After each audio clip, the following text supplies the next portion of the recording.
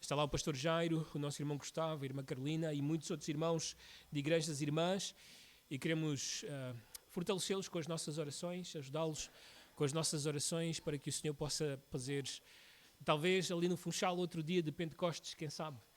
O Senhor é poderoso para isso e tem os seus servos ali, a sua palavra. Vamos pedir ao Senhor para ter misericórdia daquela ilha e também ser connosco nesta manhã com a sua palavra. Vamos orar então? Pai maravilhoso, obrigado por termos este momento agora de olhar para as Escrituras, olhar para a Tua verdade. E a nossa esperança, o que desejamos, é que por meio dela possas santificar as nossas vidas e por meio dela possas salvar alguém nesta manhã. As nossas orações, Senhor, também se estendem até os irmãos que neste momento apresentam o Evangelho ali no Funchal. Senhor, fortalece-os, dá-lhes da Tua sabedoria as palavras certas para comunicar aos pecadores que ainda estão perdidos nos seus pecados, rumo à condenação eterna. Para, Senhor, com urgência dizer-lhes para que se salvem desta geração perversa, para que se salvem da condenação e que olhem para Cristo, que confiem em Cristo, que coloquem a sua esperança e fé no Senhor Jesus, porque só Ele é o Salvador. Só Ele deu a sua vida por nós, pagou o preço no nosso lugar, para escaparmos da ira, da condenação que virá sobre todos aqueles que não se arrependem.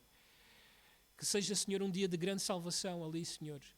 Te rogamos que o Teu Santo Espírito possa ser derramado ali, Senhor, que pecadores se arrependam e creiam no Senhor Jesus e que a Tua Igreja possa florescer ali. Te pedimos, Senhor, a Tua misericórdia por eles e por nós nesta manhã. Em nome do Senhor Jesus. Amém.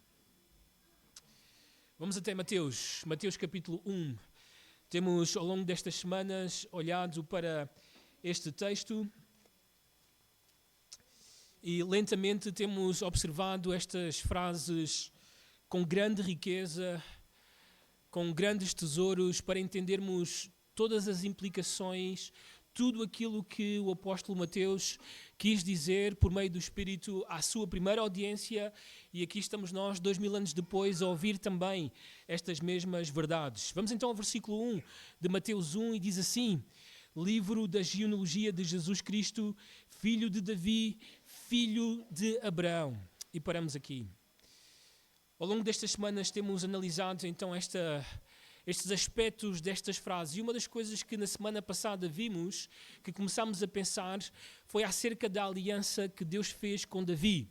E olhámos para a aliança e pensámos juntos sobre as implicações dessa aliança, tanto para o povo de Israel, como também para nós, a Igreja do Senhor Jesus, pessoas de muitas nações aqui representadas. E este aspecto da aliança é muito importante para entendermos como é que o reino de Deus se desenvolve ao longo da história. Permitam-me lembrar que há um tempo atrás a nossa igreja cantava uma canção muito querida da congregação e muito querida também do nosso anterior pastor. O título da música era Deus de Promessas. Não sei se lembram dessa música. Ela tinha como refrão o seguinte: Deus de aliança, Deus de promessas, Deus que não é homem para mentir, tudo pode passar, tudo pode mudar, mas a sua palavra vai se cumprir. Esta música tem muito boa letra, muito cantada pela nossa igreja, também por muitas congregações. Mas o que era interessante é que depois de cantar esta música, perguntávamos às pessoas sobre: podes-me dizer o nome das alianças que a Bíblia contém? Podes nomear as alianças que Deus fez com vários personagens, várias pessoas do seu povo? Podes dizer-nos as implicações dessa aliança para aquele momento e para o nosso momento? E a verdade é que as pessoas cantavam muito bem a canção, mas não explicavam nada bem o tema das alianças. E isso é extremamente preocupante. Sabem, eu acredito que a nossa geração é talvez a geração mais ignorante, e peço desculpa pela expressão, mais ignorante sobre esta questão das alianças e sobre o plano de Deus para trazer o seu reino sobre este mundo. Mas não é só um problema nosso. Permitam-me dizer que a aliança, ou melhor dito, que quando o Senhor Jesus começou a falar com a sua geração e quando Mateus escreve isto, ele faz notório a ignorância da sua própria geração. Uma geração como a nossa, que tinha a palavra de Deus, que sábado após sábado ouvia a lei de Deus, mas quando chegou o momento, eram ignorantes. Não conheciam as Escrituras. Olhem comigo, por favor, Mateus capítulo 22. Mateus capítulo 22. Mateus capítulo 22.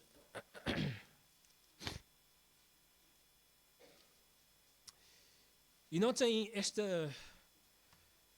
momento em que o Senhor Jesus confronta uma facção do judaísmo, ou uma seita do judaísmo, chamada de saduceus. Diz assim o versículo 23, naquele dia aproximaram-se dele alguns saduceus, que dizem não haver ressurreição. Os saduceus seriam, se nós os pudéssemos transportar para os nossos dias, seriam esses religiosos que existem hoje no meio evangélico, às vezes também no meio católico romano e em muitas outras seitas que são liberais, que não acreditam exatamente naquilo que as Escrituras dizem, que têm dúvidas sobre factos que a Bíblia relata, colocam em causa de uma forma muito especial as coisas sobrenaturais das Escrituras. Assim eram os saduceus. Eles não acreditavam que os mortos ressuscitavam. Bem, diz o texto, e lhe perguntaram, mestre, Moisés disse, se alguém morrer não tendo filhos, e seu irmão casará com a viúva e suscitará descendência ao falecido. Ora, havia entre nós 7 irmãos. O primeiro, tendo casado, morreu e não tendo descendência, deixou sua mulher a seu irmão. O mesmo sucedeu com o segundo, com o terceiro, até o 7º. Imaginem esta história, totalmente fictícia. Versículo 27, depois de todos eles morreu também a mulher. Portanto, na ressurreição, de qual dos 7 será ela esposa? Porque todos as desposaram.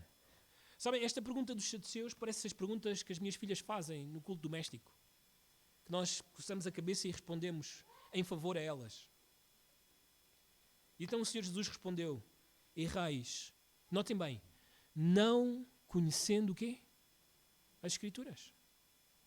Notem, os saduceus, que tinham o sacerdócio de Israel neste momento, eram responsáveis não só por aquilo que acontecia no templo, mas também ainda de comunicar as Escrituras à sua geração.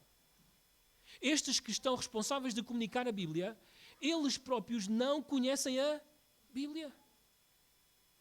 Notem, não só não conhecem as Escrituras, mas também nem o poder de Deus. Porque na ressurreição nem casam, nem se dão em casamento, são porém como os anjos do céu. E quanto à ressurreição dos mortos, não tendes lido. Notem, não tendes o quê? Lido. O que Deus vos declarou, eu sou o Deus de Abraão, o Deus de Isaac e o Deus de Jacó. Ele não é Deus de mortos, e sim de vivos. E notem esta última expressão. Ouvindo isto, as multidões se maravilhavam do quê? Da sua doutrina. Mas porquê? O Senhor Jesus não está a fazer nada de especial. Ele só está a comunicar aquilo que a Bíblia diz. Bem, no próximo exemplo, talvez vamos perceber qual é o problema. Vamos até Mateus capítulo 15. Mateus capítulo 15, e olhar para a outra facção, aqueles que são mais conservadores, aqueles que realmente leem a Bíblia e acreditam naquilo que a Bíblia diz, mas têm um problema gravíssimo, um problema que se estende até aos nossos dias. Notem, capítulo 15, a partir do versículo 1, diz assim o texto, então vieram de Jerusalém a Jesus alguns fariseus. Então os fariseus eram a outra facção do judaísmo, a outra seita do judaísmo, mais conservadora, mais apegada às Escrituras. E também escribas, e perguntaram, por que transgridem os teus discípulos, notem, a tradição dos anciãos, pois não lavam as mãos quando comem? Ele, porém, lhes respondeu, porque transgredis vós também o mandamento de Deus por causa da vossa quê? Tradição. Então qual é o problema aqui? Eles têm as Escrituras, mas eles também têm uma tradição. E o que eles fazem, eles elevam a tradição por em cima do quê? Das Escrituras. Para eles é muito mais importante o que diz a tradição. E estão dispostos a invalidar as Escrituras em favor da sua tradição. Bem, o texto continua. E diz assim, porque Deus ordenou, versículo 4, honra teu pai e a tua mãe. E quem maldisser a seu pai ou a sua mãe seja punido de morte. Mas vós dizeis, se alguém disser que seu pai ou a sua mãe, se alguém disser a seu pai ou a sua mãe, é oferta ao Senhor aquilo que poderias aproveitar de mim, esse jamais honrará seu pai ou sua mãe, e assim invalidastes a palavra de Deus por causa da vossa quê? Tradição. Tradição. Sabem porquê que as pessoas estavam maravilhadas da doutrina do Senhor Jesus? Porque pela primeira vez em muitos anos, alguém ousou abrir a Bíblia e explicar a Bíblia. E quando ele fez isso, é o que sempre irá acontecer. Alguém disse, e concordo plenamente, sem o conhecimento das Escrituras não há reforma. Sabem porquê que não havia reforma neste tempo? Porque ninguém abria a Bíblia. Os fariseus dedicavam-se o tempo todo a falar da tradição dos anciãos e quando tinham que dizer alguma coisa sobre as Escrituras, sobre a Torá, eles mencionavam aquilo que um rabino disse sobre tal texto, mas nunca olhavam para as Escrituras, não abriam a palavra de Deus e não explicavam ao povo a palavra de Deus. Quando alguém ousou fazer, as pessoas ficaram o quê? Maravilhadas. Maravilhadas. Sabem, a geração de Jesus e a geração de Mateus era uma geração que ouvia a palavra de Deus sábado após sábado. Nem todos tinham uma Bíblia em casa. Aliás, era muito raro que alguém tivesse, só as pessoas mais abastadas tinham um pedaço das Escrituras, talvez algum pergaminho consigo, mas quase sempre estes pergaminhos estavam nas sinagogas, onde sábado após sábado se lia as Escrituras. Então, aquilo que as pessoas sabiam sobre a Bíblia era memorizado. Lembram-se de Maria? De quando o anjo aparece e diz-lhe que ela irá ter este bebê pelo poder do Espírito e ela de repente começa o seu cântico, o seu Magnificat. Quando ela começa a cantar, sabem o que é que ela faz? Ela menciona textos do Antigo Testamento, dos Salmos, da lei de Moisés, um atrás do outro. Tudo estava na sua mente. Incrível. Sabem, nós somos uma geração que tem 2, 3 Bíblias em casa. Temos até comentários dessas Bíblias em casa. Temos Bíblias anotadas. Temos a explicação em baixo a dizer o que é que este texto significa. Percebem que nós somos a geração mais privilegiada de sempre? Mas ao mesmo tempo, aquela que é mais privilegiada é aquela que mais negligencia a palavra de Deus. É aquela que tem menos conhecimento da palavra de Deus. É aquela que não consegue mencionar as alianças. É aquela que não consegue perceber como é que as alianças se desenvolvem para trazer o reino de Deus sobre esta terra. É grande a nossa falha. E precisamos de conhecer bem as Escrituras. O profeta Oseias dizia, da sua própria geração, eles morrem, eles perecem porque não têm conhecimento de Deus. O que é que achas que irá acontecer com o teu casamento se tu abandonas a palavra de Deus? O que é que achas que irá acontecer à tua família se tu abandonas a palavra de Deus? O que é que achas que irá acontecer contigo mesmo se abandonas a palavra de Deus? Tu precisas de conhecer e conhecer mais e ainda mais e ainda mais a palavra de Deus. Tem que ir aumentando aquilo que tu sabes acerca de Deus por meio da palavra para que a tua vida seja transformada e o teu casamento e a tua família. E Deus te use para ser uma bênção para todos aqueles que estão à tua volta. Vamos até João capítulo 3 ainda.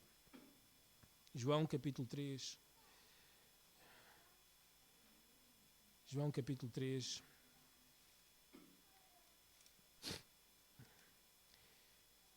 E este é um texto... Os irmãos que me conhecem nesta igreja sabem que não procuro fugir da verdade. Este é um texto que eu dedico aos nossos filhos, aos adolescentes da nossa igreja, aos jovens da nossa igreja, que têm os seus pais aqui e que têm crescido aqui. Este é um texto para vocês.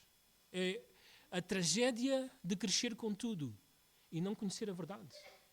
A tragédia de teres a porta do reino à sua frente e não entrar. Notem capítulo 3, versículo 1. Havia entre os fariseus um homem chamado Nicodemos, um dos principais dos judeus. Este homem era talvez o homem mais reconhecido em Israel, como um grande rabino, alguém que conhecia muitas escrituras. Se alguém tinha dúvidas, se alguém queria saber alguma coisa sobre a lei, alguma coisa sobre o Antigo Testamento, este era o homem. É o homem que nós temos que procurar para ter a resposta. Todos queriam ser discípulos de Nicodemos. Todos queriam aprender aos pés de Nicodemos. Ele era um dos principais entre os judeus. Bem, versículo 2, este de noite foi ter com Jesus e lhe disse: Rabi, sabemos que és mestre vindo da parte de Deus, porque ninguém pode fazer estes sinais que tu fazes se Deus não estiver com ele. A isto respondeu Jesus: em verdade te digo, se alguém não nascer de novo, não pode ver o reino de Deus. Perguntou-lhe Nicodemos: como pode um homem nascer sendo velho?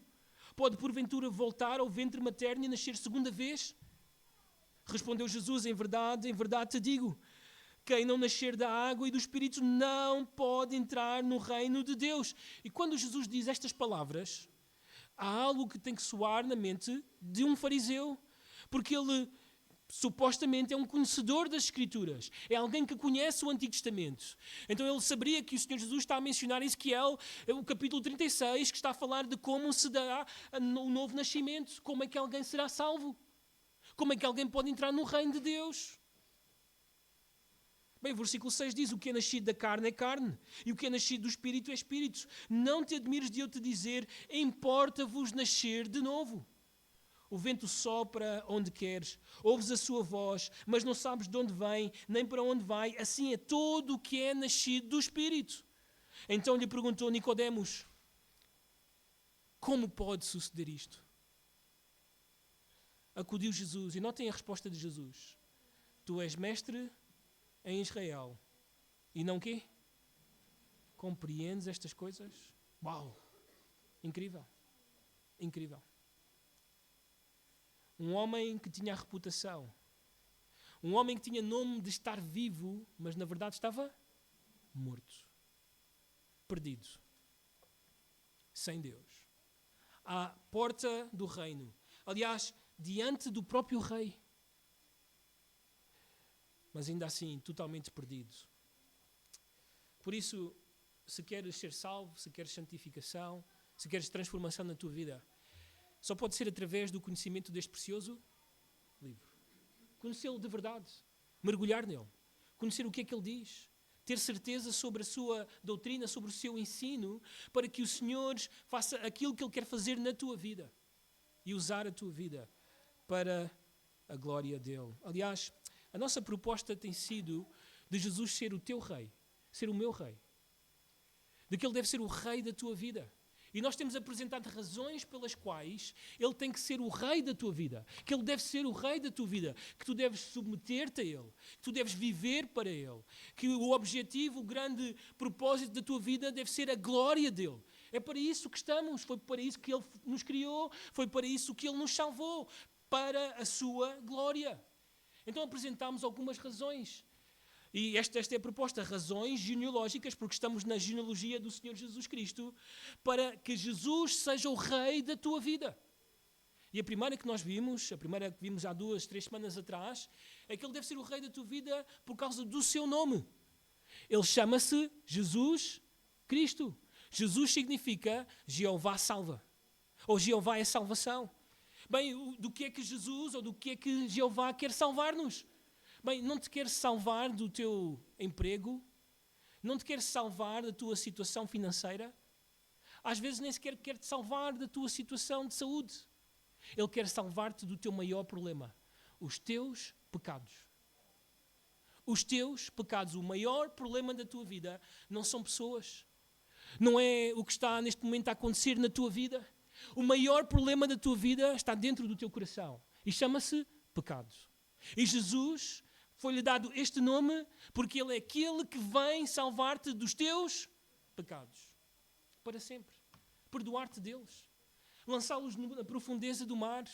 Assim como o Oriente ou o Ocidente se distancia do Oriente, assim ele quer lançar os teus pecados. Só pode acontecer através deste nome, Jesus. Mas ele também é Cristo. E porque ele é Cristo, ele é ungido. Ungido ou Messias. E ungido nas Escrituras é o profeta que Deus colocava o óleo em cima para que ele falasse, declarasse aquilo que Deus queria. Bem, Jesus é este grande profeta. O livro de Mateus, o Evangelho de Mateus, tem 5 grandes discursos para ti e para mim, para a nossa vida, para abranger toda a nossa vida. Ele é o profeta que eu e tu ora somos chamados a ouvir. Deus quer falar hoje pelo seu Filho. Além disso, ele é o sumo sacerdote ungido, aquele que entrou no lugar santíssimo para fazer expiação dos teus pecados e dos meus pecados. Aquele que carregou a minha miséria, a tua miséria. Aquele que foi à cruz e pagou o preço, o meu preço, o teu preço. O castigo que eu merecia, o castigo que tu merecias. A ira que Deus ia derramar sobre mim e sobre ti, Ele lançou sobre o seu precioso Filho. Aquele que nada fez, aquele que sempre foi justo, aquele que sempre foi santo, tomou o teu lugar. O justo pelos injustos. Para levar-nos a quem? Ou para conduzir-nos a quem? A Deus. Ele é o nosso sumo sacerdote. E por fim, Ele é o Rei. Ele é o Rei. O Rei que Deus ungiu para governar a tua vida. E deixa-me dizer-te, não há melhor governo, não há melhor reinado do que este. Não há melhor submissão do que esta. Estares para Ele, viveres para Ele. E claro, quando fechamos este ponto, a pergunta que deve ser feita a todos é se esta é a tua situação. Se tu hoje és filho do Rei, se tu pertences a este reino, se tu nasceste de novo, se os teus pecados foram perdoados, se Ele é o teu sumo sacerdote, se Ele é o profeta que tu ouves. Esta é a grande pergunta para ti. Pergunta urgente, crucial para a tua eternidade. Mas em segundo lugar, nós vimos que Ele deve ser o teu Rei por causa da aliança que Ele fez com Davi, que Deus fez com Davi, a aliança davídica. E nós vimos aspectos muito importantes desta aliança e espero que esteja na tua mente, porque vai haver um exame um dia e terás que responder a perguntas sobre esta aliança. Bem, é simples. Deus prometeu a Davi um descendente que iria sentar-se no seu trono e que o seu reino iria durar para sempre. Então imaginem, quando Mateus diz à sua audiência, esta é a genealogia de Jesus Cristo, filho de quem? De Davi. O que ele está a dizer é que está aqui, ou já chegou, ou já veio o descendente que Deus prometeu a Davi, que irá sentar-se no trono de Davi e que irá trazer um reino que irá durar para sempre. Uau! Se eu fosse judeu, se tu fosses judeu, certamente estarias em grande entusiasmo, porque este é o momento em que isto pode acontecer. Bem, também aprendemos, porque é um reino, por sua natureza, que irá durar para sempre, certamente irá abranger todas as nações da terra. Notem este texto, vamos até Atos capítulo 15. Atos capítulo 15. Temos aqui o primeiro concílio, provavelmente o primeiro concílio da igreja, chamado assim pelos estudiosos. E nesta ocasião estão a deliberar sobre se devem ou não aplicar a lei aos gentios, pessoas como eu e como tu, que não somos judeus, se devemos viver debaixo da lei ou se não devemos viver debaixo da lei, que coisas é que devem ser requeridas por nós por causa dos judeus que se convertem. E este é o dilema neste concílio, nesta assembleia. Então, quando ela está a terminar, Tiago toma a palavra e Tiago usa o Antigo Testamento, usa as Escrituras, o que eles têm naquele momento, para dizer-nos o que irá acontecer em breve. Ele usa um texto de Amós, capítulo 9, versículo 11 e 12, mas vamos ler aqui em Atos 15, 14 até ao 18, diz assim o texto. Expôs Simão como Deus primeiramente visitou os gentios, a fim de constituir dentre eles um povo para o seu nome. Conferem com isto as palavras dos profetas, como está escrito: cumpridas estas coisas, voltarei e reedificarei o tabernáculo caído de quem? Então isto é algo que tem que acontecer. O tabernáculo caído, ou a casa de Davi, ou a dinastia de Davi, tem que ser o quê? Levantada. E levantando das suas ruínas, restaurá-lo-ei, para que os demais homens busquem o Senhor e também todos os gentios. Notem como isto vai ser dito no passado, sobre os quais tem sido invocado o nome, ou o meu nome. Está a falar de nós, que hoje invocamos o nome. Quando esse tabernáculo for levantado, então nós, com todos os outros homens que o irão buscar, também iremos a esse lugar para a sua adoração e o seu louvor, como ele é digno. Diz o Senhor que faz estas coisas conhecidas desde os séculos. Então esta é a realidade. O Senhor Jesus é Rei e deves viver para Ele. Estas são as duas primeiras razões e hoje olhamos para a terceira razão. Ele deve ser o Rei da tua vida por causa da aliança com Abraão. Por causa da aliança com Abraão. O que é que eu quero dizer com isto? A frase filho de Abraão tem tantas implicações como a frase filho de Davi. E aquilo que nós precisamos de fazer, como temos feito, precisamos de ir atrás na história e conhecer bem tudo aquilo que esta aliança tem, quais serão as suas implicações, o que é que estava em causa quando isto é dito na geração de Mateus e como é que isto agora está em causa para nós, como devemos entender estas verdades. São duas frases de grande impacto, com grande conteúdo teológico ou peso teológico e precisamos de entender bem isto que ele quer dizer. Agora, muitos, quando leem filho de Abraão, fazem uma análise simplista. Ou seja, eles dizem, bem, ele é filho de Abraão, então significa que ele é naturalmente ou biologicamente judeu. Não é? Descende fisicamente de Abraão. Então, se ele é judeu, é verdadeiramente judeu, ok, isto é mais um requisito, isto responde às características daquele que deve ser o rei e pronto, arrumam o assunto e seguem em frente. Mas não é só dizer que ele é biologicamente descendente de Abraão. Há coisas que são mais importantes, mais relevantes nisto e precisamos de analisar. Bem, para isso, precisamos de ir atrás. E vamos até Gênesis capítulo 12. Gênesis capítulo 12. E vamos analisar o coração, ou vamos chamar assim o pontapé de saída desta aliança que Deus faz com Abraão, porque várias vezes no livro de Gênesis esta aliança será reafirmada, confirmada pelo Senhor a Abraão. Mas aqui é o início, é a primeira vez que Deus vai falar com Abraão. Gênesis capítulo 12. Agora, sou consciente que nem todos estão dentro do contexto bíblico, não sabem tudo aquilo que a história da Bíblia tem a dizer. Por isso eu quero ajudar. Bem desde o início de Gênesis, temos Deus a criar os céus e a terra. Literalmente em 6 dias. E Deus cria o homem no 6º dia, cria a mulher também no 6º dia e coloca-os, isto é muito importante entender, porque isto tem implicações na aliança que Deus irá estabelecer com Abraão e terá implicações para mim e para ti. Bem, Deus coloca o homem num jardim. E nesse jardim, essa é a esfera, esse é o lugar, podemos chamar de um tabernáculo, o lugar onde Deus se irá encontrar com o homem. O homem é o nosso representante, Adão é o nosso representante, é o vice-regente sobre toda a terra. Ele vai governar a terra desde o jardim do Éden. Deus coloca-o ali. E há só uma lei, não comer daquela árvore. Mas o homem desobedece. E ele cai. E no dia em que ele cai, Deus vem para julgar, mas no meio do julgamento Deus traz graça e misericórdia. E Deus então promete à mulher que ela irá ter um descendente. Isto para ela seria que ela continuaria viva, para o homem também. Ela vai ter um descendente que irá pisar a cabeça da serpente, aquela serpente que a enganou. Bem, esta promessa então é aquela que eu e tu agora colocamos os binóculos e procuramos nas Escrituras. E começamos a andar nas Escrituras à procura de saber quem é o descendente. Quem será essa pessoa? Bem, Eva tem Caim. Logo a seguir tem Abel. Mas Caim, movido por inveja, ciúmes e por ser do maligno, mata o seu irmão.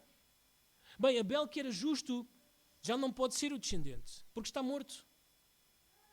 Bem, Caim não pode ser certamente porque não se arrependeu, não há nada a fazer com ele, afasta-se da presença de Deus, constrói a sua própria civilização à parte de Deus.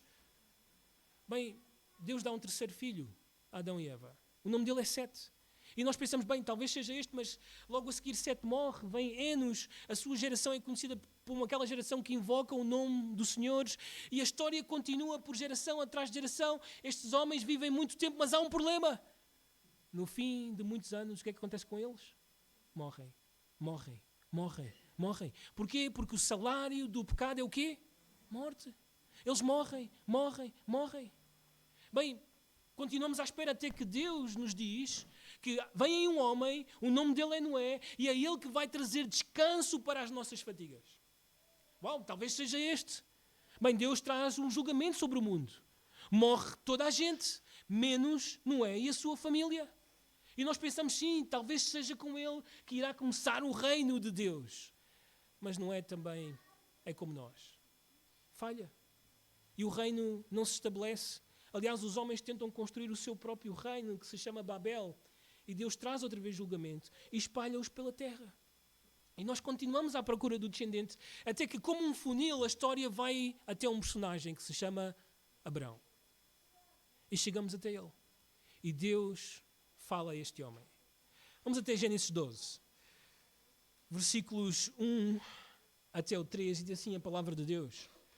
Ora, disse o Senhor a Abrão, e peço desculpa por ser rápido, está bem? Espero que fique gravada a história na mente. Ou pelo menos que te entusiasme a ler as primeiras páginas da Bíblia. Também diz assim, ora disse o Senhor a Abraão, sai da tua terra, da tua parentela e da casa de teu pai e vai para a terra que te mostrarei. De ti farei uma grande nação e te abençoarei e te engrandecerei o nome. Sê tu uma bênção. Abençoarei os que te abençoarem, amaldiçoarei os que te amaldiçoarem. Em ti serão benditas todas as famílias da terra. Aqui temos o pontapé de saída da aliança abrâmica. E precisamos de entender e todas as suas implicações. Bem, a primeira coisa que vamos entender é que esta aliança tem um elemento condicional e um elemento incondicional. No versículo 4 do capítulo 12, diz-nos que Abraão partiu. Em outras palavras, Abraão obedeceu, fez o que Deus quis. E porque obedeceu, significa que a promessa agora vai cumprir-se. Há um elemento condicional que Deus irá repetir ao longo dos momentos em que fala, em que irá dizer, porque Abraão obedeceu, porque Abraão ouviu a minha voz, então eu irei cumprir estas coisas. Então este é o elemento condicional, mas há um elemento incondicional que se vê mais no capítulo 15. E já vamos ver, não precisam de abrir agora, em que Deus, quando estabelece a aliança com Abraão, Deus faz assim a Abraão, chega para lá, Abraão fica adormecido e é o próprio Deus que por si mesmo, ele jura por si mesmo, garante por quem ele é, que ele irá cumprir esta aliança.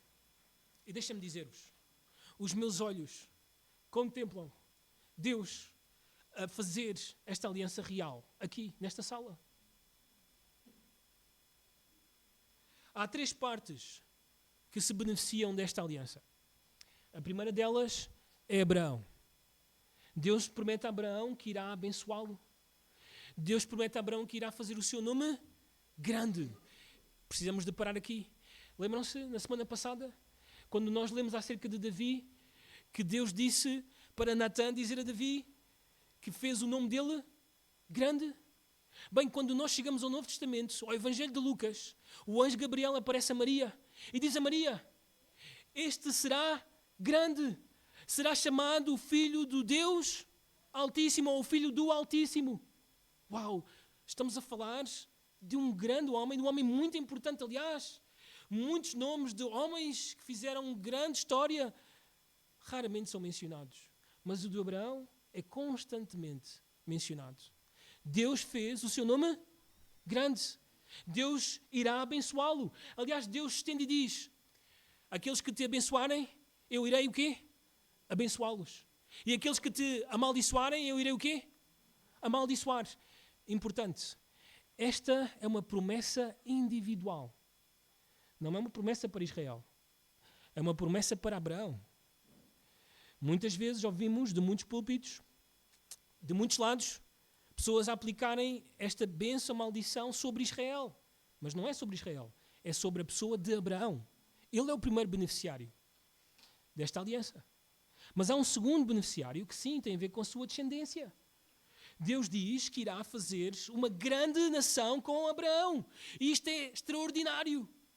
Sabem porquê? Porque Abraão, quando Deus fala com ele aqui, tem 75 anos. Pode Deus fazer de um homem de 75 anos uma grande nação? Aliás, o problema é ainda maior. A sua esposa tem 65 anos. Já passou a idade. Mas não só isso. Ela é estéril. Não pode ter filhos. Como é que será possível que Deus cumpra tal coisa por meio de um homem que nem sequer pode ter filhos? Uau! Incrível. Bem, Deus promete. E se Deus promete, certamente, Deus não pode o quê? Falhar. Não está na natureza de Deus, na essência de Deus, falhar. Deus não pode fazer mal. Deus não pode fazer errado. Bem, Ele promete dar a esta descendência terra. Notem o versículo 7 do capítulo 12 ainda. Capítulo 12 de Gênesis. Versículo 7. Diz aí, apareceu o Senhor a Abraão e lhe disse: darei à tua descendência esta quê? Terra. Onde está agora Abraão? Então promete dar a esta descendência terra. Não somente isso, promete a Abraão que esta nação, que esta descendência será muito numerosa. E deixem-me dar-vos as imagens que Deus traz à mente de Abraão sobre quão grande será esta nação. Vamos até ao capítulo 13, versículo 16. Capítulo 13, versículo 16 diz assim: farei a tua descendência como o quê? Pó da terra. De maneira que se alguém puder contar o pó da terra, então se contará também a tua descendência. Uau! Muitos de nós temos ido até ali à praia da Costa da Caparica. Experimenta contar toda aquela areia, cada grão. Se tu conseguires, então mais ou menos será isso o número dos filhos que Abraão terá. Uau, incrível! Notem o capítulo 15. Se não era suficiente esta imagem do pó da terra, notem no capítulo 15, versículo 5, diz assim o texto: então conduziu até fora e disse: olha para os céus e conta o quê? As estrelas, se é que o podes. E lhe disse: assim, ou será assim a tua posteridade. E com estas palavras diz o texto: e creu no Senhor, e isso lhe foi imputado para justiça. Uau! Incrível! Então, Abraão, que não pode ter filhos, que é velho, vai ter uma nação, mas uma nação tão grande como o pó da terra e como as estrelas do céu. Incrível! Esta é a promessa para a sua descendência. E aqui precisamos de parar e contemplar algo muito importante. Porque Deus prometeu à descendência de Abraão dar-lhes uma terra. E hoje em dia, basta ligares o telejornal e há algo que constantemente vais ver nas notícias que é constantemente disputado. É a terra que Deus prometeu dar à descendência de Abraão. Este tema da terra é muito importante. Notem no capítulo 12 ainda, versículo 4 e 5...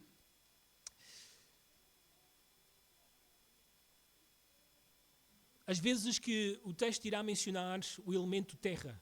Está bem? Diz assim o versículo 4, partiu pois Abraão como lhe ordenara o Senhor e Ló foi com ele. Tinha Abraão 75 anos quando saiu de Harã.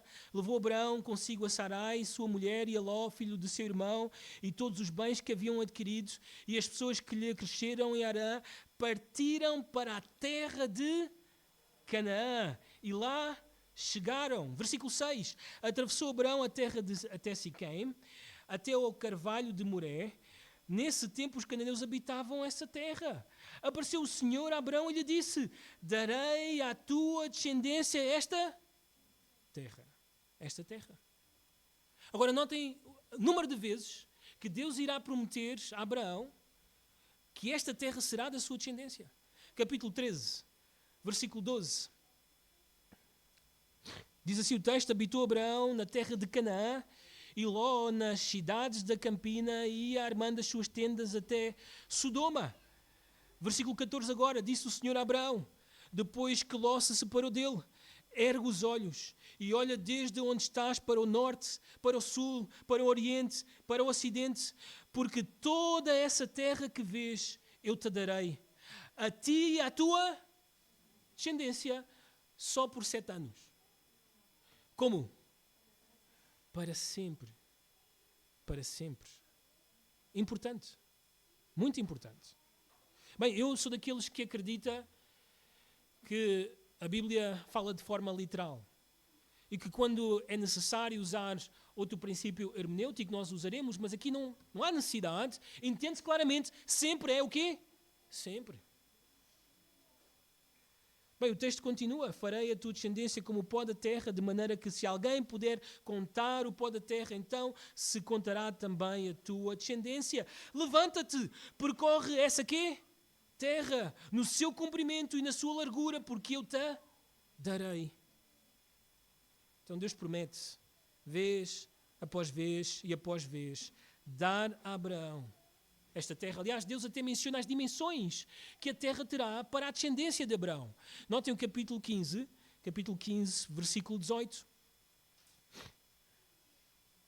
Capítulo 15, versículo 18. Naquele mesmo dia, fez o Senhor aliança com Abraão, dizendo: à tua descendência dei esta terra, desde o rio do Egito até ao grande rio do Eufrates, do Queneu, o Quenezeu, o Cadomoneu, o Eteu, o Ferezeu, o Refaíns, o Amorreu, o Cananeu, o Girgaseu e o Jebuseu. Tudo isto é para a tua descendência. Notem o capítulo 17, para fecharmos este tema da terra e a sua significância para nós. Capítulo 17, versículo 7 e 8, diz: estabelecerei a minha aliança entre mim e ti e a tua descendência no decurso das suas gerações. Aliança quê? Uau, perpétua. Para ser o teu Deus e da tua descendência. Dar-te-ei e à tua descendência a terra das tuas peregrinações. Toda a terra de Canaã em possessão quê? Perpétua. E serei o seu Deus. Há dúvidas nesta sala de que Deus prometeu dar a Israel a terra de Canaã para sempre? Que é uma aliança perpétua? Há dúvidas? Não, está aqui no texto, é claro. Quando Mateus diz filho de Abraão, este é o momento em que a terra pode ser restaurada a quem? A quem? A Israel. Porque no tempo em que Mateus está a escrever, os judeus estavam debaixo dos romanos.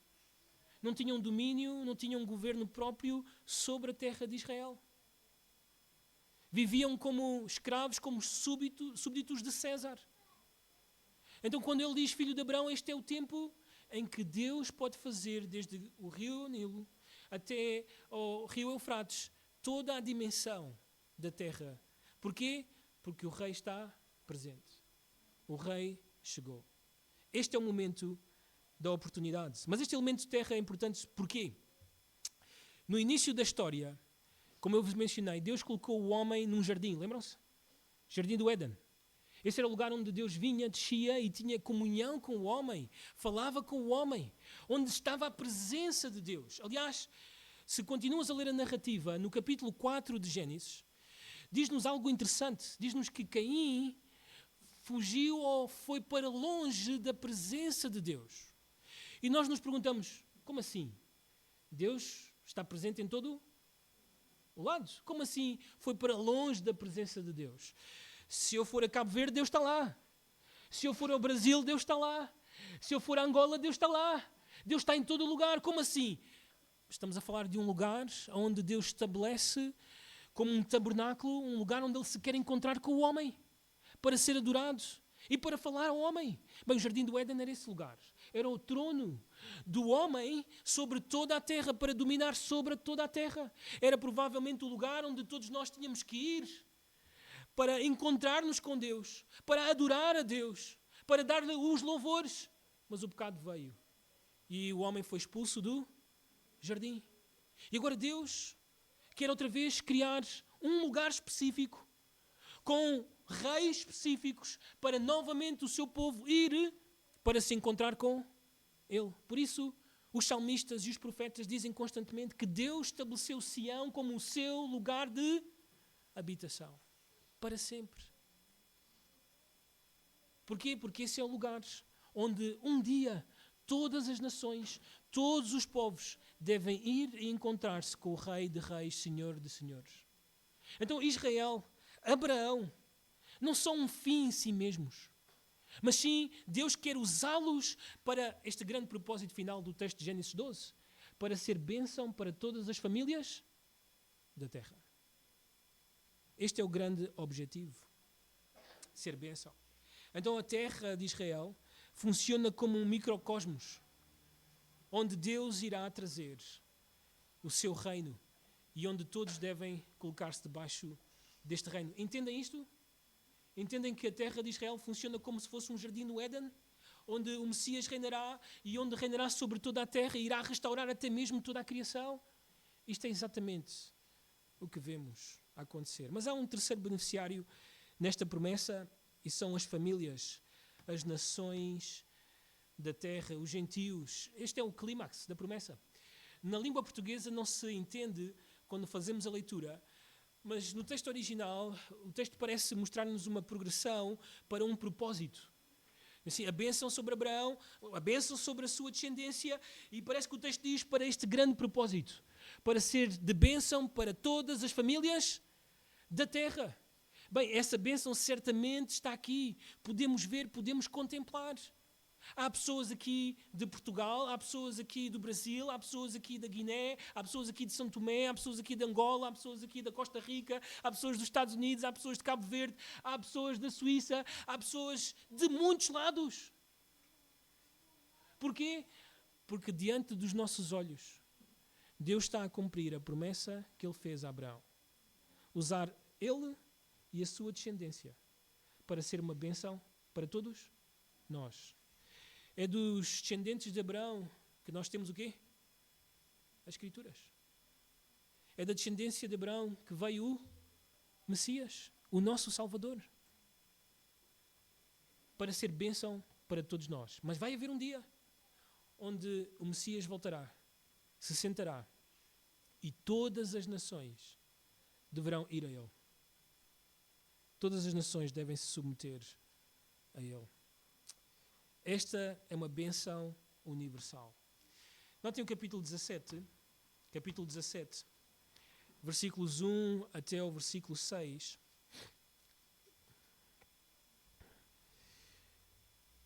Notem esta linguagem do Senhor com Abraão. Incrível. Quando atingiu Abraão a idade de 99 anos, paramos aqui. Gênesis 12, quantos anos é que ele tinha? Agora Gênesis 17 ele tem? Passaram quantos anos? Matemáticos? 24. Vi alguns a coçar a cabeça. 24 anos. E sabem, em 24 anos ainda não aconteceu a promessa. Abraão ainda não teve o filho.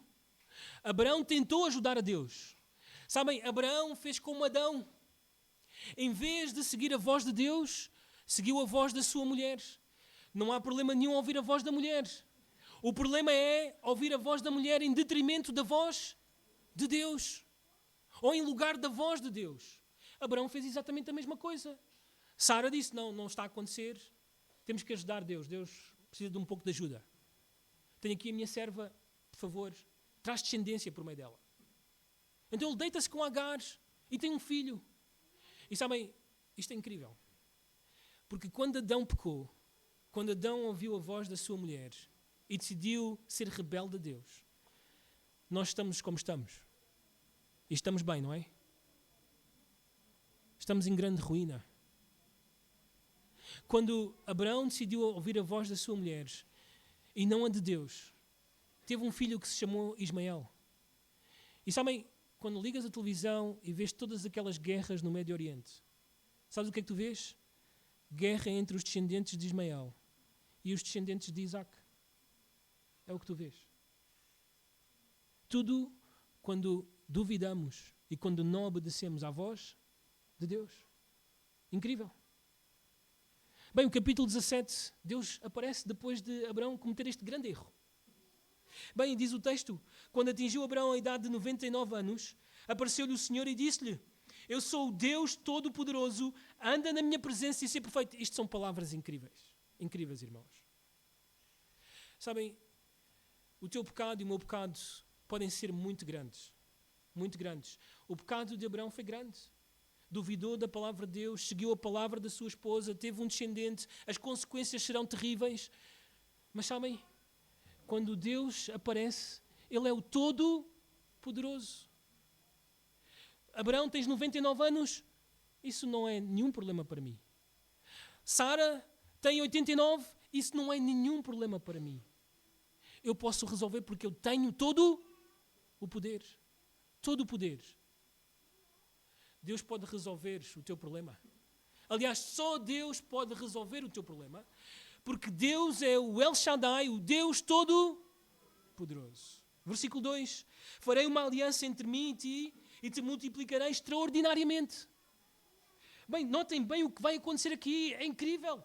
Prostrou-se Abraão, rosto em terra, e Deus lhe falou: quanto a mim, será contigo a minha aliança. Serás pai de numerosas quê? Eu estou confuso. Porque até aqui, ele vai ter uma grande nação. Não numerosas nações. Como assim? O que é que está a acontecer aqui? Por que é que Deus muda a linguagem?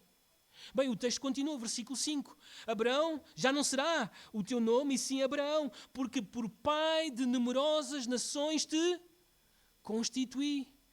Far-te-ei fecundo extraordinariamente, de ti farei nações e reis procederão de ti. E bem, este é o único momento em que Deus diz estas coisas. Uau, como é que isto se aplica? Porque sabemos que fisicamente os judeus ou os hebreus são filhos de Abraão, mas como assim nações? Bem, o apóstolo Paulo e outros escreveram acerca destas palavras. E sabem o que eles disseram? Que todo o cabo-verdiano, que todo o brasileiro, que todo o angolano, que todo o santomense, que todo o português, que todo aquele que coloca a sua fé em Cristo torna-se num filho de Abraão. Uau! Eu e tu somos filhos de Abraão pela fé. Romanos capítulo 4 tem todo o texto sobre isso, está bem? Não temos o tempo para ler hoje nesta manhã, faz isso na tua casa. Paulo irá argumentar que Abraão foi justificado pela fé. Não foi justificado pelas obras da lei. A lei não existia, nem sequer foi justificado sendo circuncidado. Porquê? Porque ainda não tinha sido circuncidado. Quando ele foi justificado, foi em Gênesis capítulo 15, quando Deus falou e ele disse, eu creio. E foi justificado. A justiça de Deus veio sobre a sua vida. Ele passou a ser um filho de Deus. E por causa de ser um filho de Deus, se tornou um pai para todos aqueles que seguem as mesmas pisadas, que colocam a sua fé na grande promessa de Deus. E a grande promessa de Deus é o seu Filho, o nosso Rei, Jesus Cristo. É nele que tens que colocar a tua fé para ser salvo e para seres herdeiro, co-herdeiro com os judeus salvos em Cristo das promessas que nós temos em Cristo. Das promessas que Deus fez a Abraão. Entendes? O que é que significa ser pai de numerosas multidões? Ou nações? Eu e tu somos filhos dele pela fé. Precisamos de fechar este tema. A pergunta que surge é, isto morreu com Abraão ou isto se estendeu por gerações? Vamos ler rapidamente alguns textos de Gênesis, pode ser? Vamos até Gênesis capítulo 18. Gênesis capítulo 18.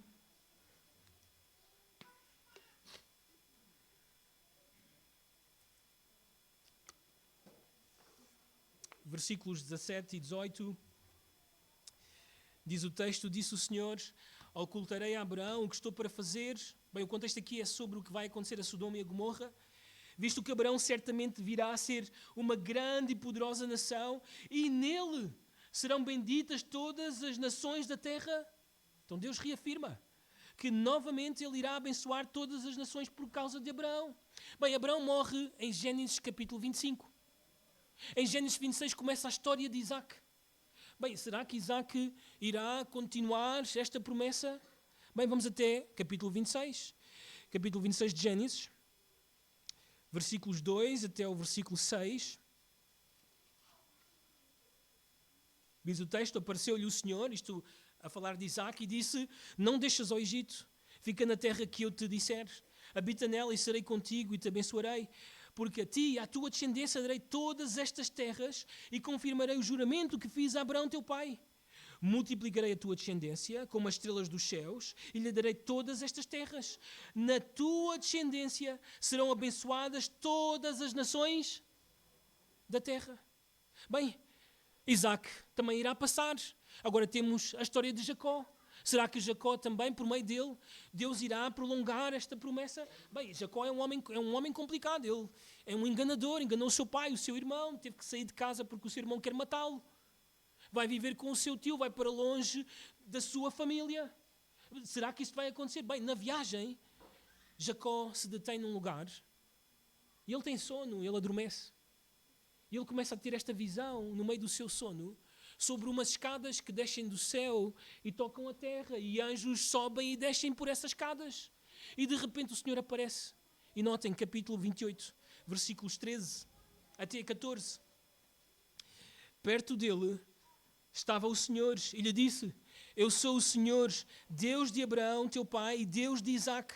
A terra em que agora estás deitado, eu te darei, a ti e à tua descendência. A tua descendência será como o pó da terra. Estender-te-ás para o ocidente e para o oriente, para o norte e para o sul. Em ti e na tua descendência serão abençoadas todas as famílias. Novamente, se estende a promessa de Deus. Deus irá certamente cumprir. Deus quer usar Abraão e Israel como um microcosmos do reino de Deus e uma forma de trazer este reino para abarcar todas as nações da terra.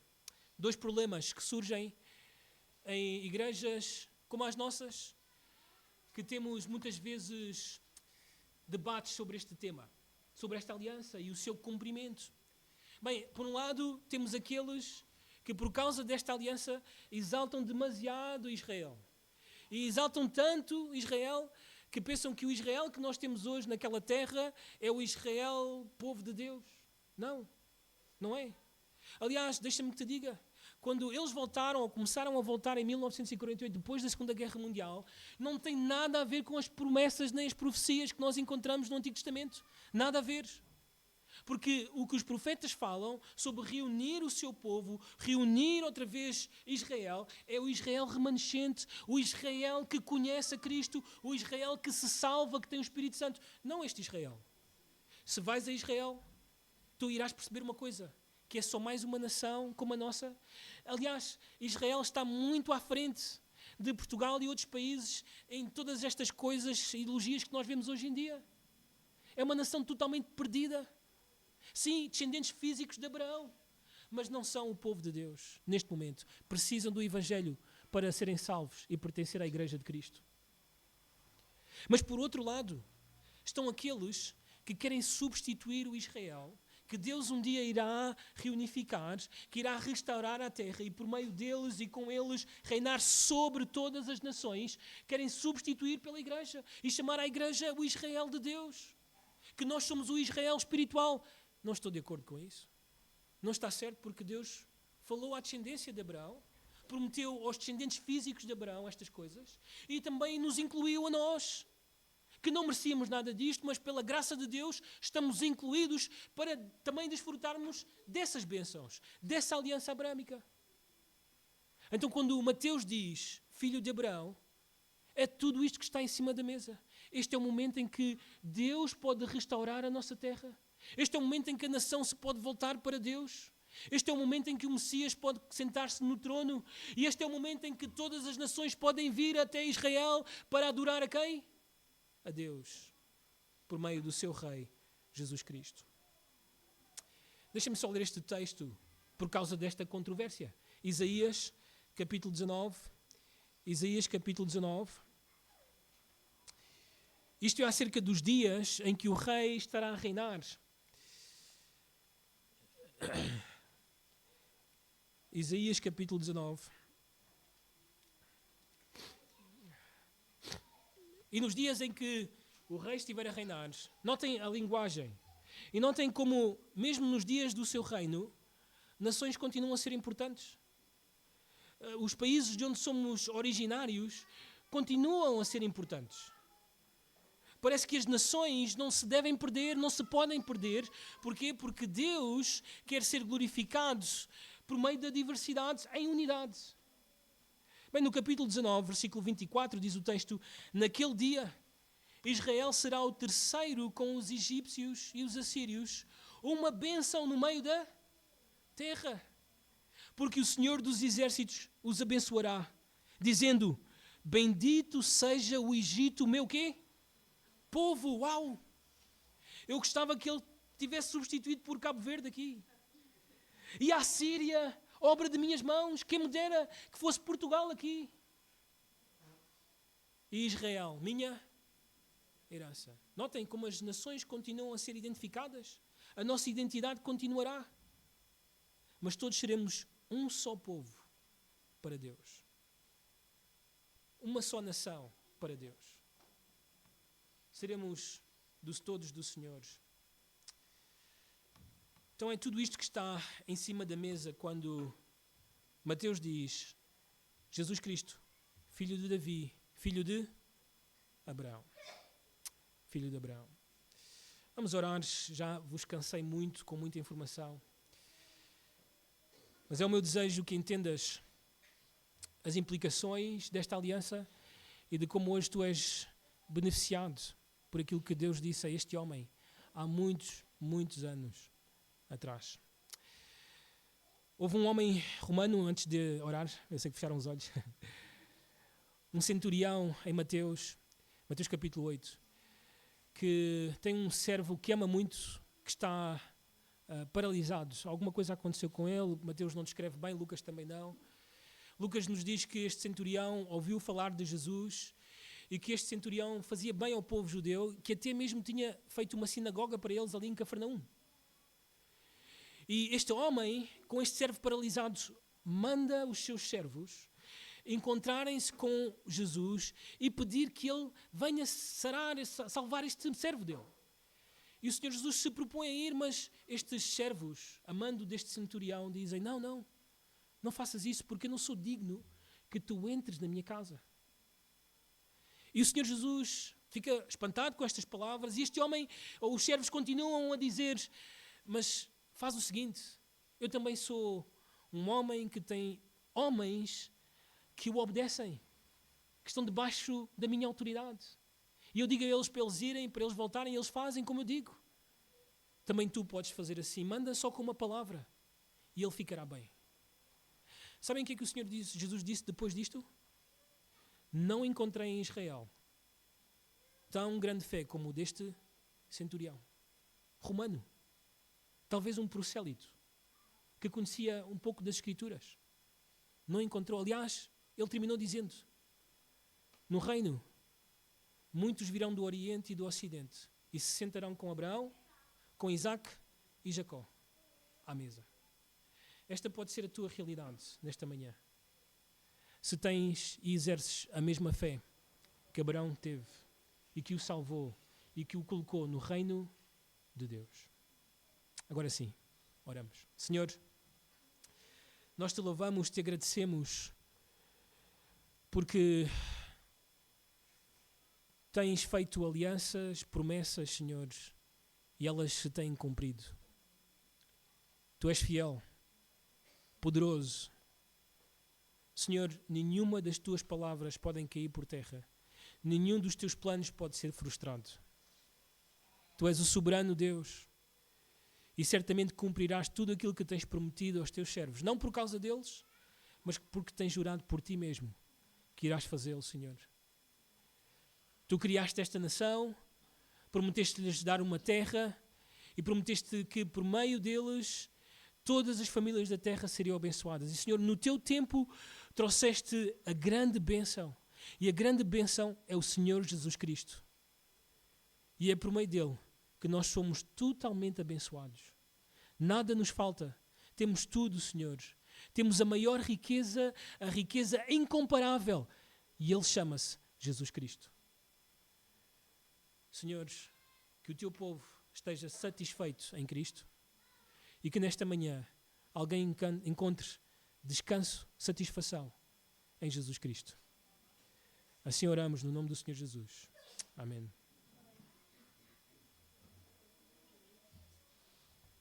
Bom dia, irmãos. Já encerrando o nosso culto, apenas alguns avisos. Pela